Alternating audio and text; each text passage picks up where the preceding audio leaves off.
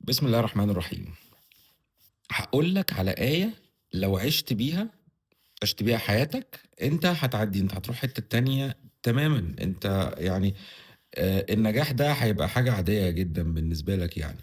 بس الفكرة إن أنت تعرف تمسك الآية دي وتعرف تعيشها، أوكي؟ الآية دي فيها strategy، فيها planning، فيها vision، فيها هدوء، فيها دَوَى، فيها مكاسب، فيها كل حاجة. كل حاجة حاجة hidden gem كده زي ما بيقولوا. آآ الآية بتقول إيه؟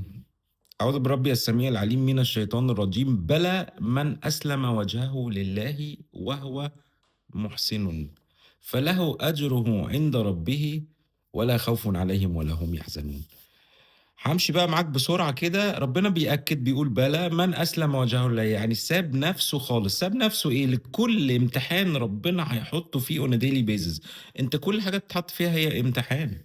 مكالمة التليفون اللي بتيجي لك دي امتحان، وأنت سايق العربية أنت في امتحان، رُحت شغلك أنت في امتحان، عملت meeting أنت في الامتحان، أنت رُحت الجامعة أنت في امتحان، قابلت ناس أنت في امتحان، خرجت مع أصحابك أنت في امتحان، أنت في continuous امتحان، أنت في امتحان لا ينتهي، أوكي؟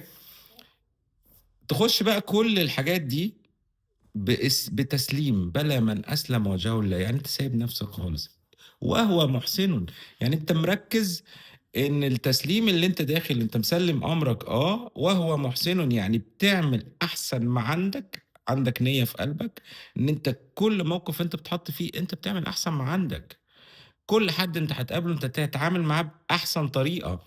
كل موقف أنت هتتحط فيه هتطلّع فيه أقصى درجات الخير اللي جواك، وهو محسن. فأنت كده بتتعامل مع مين؟ أنت سِبت إيدك لربنا، فبيحطك في امتحانات، بيشوفك بتعمل إيه، باعمل إحسان يا رب، أوكي؟ إيه النتيجة بقى؟ فله أجره عند ربه. أنت متخيّل الخزائن بقى التي لا تنفذ عند ربنا، خزائنه ما بتخلصش، فلمّا يقول أجره عند ربه، أنت هيحصل لك إيه بقى؟ أنت هتتدلّع، ولا خوف عليهم ولا هم يحزنون.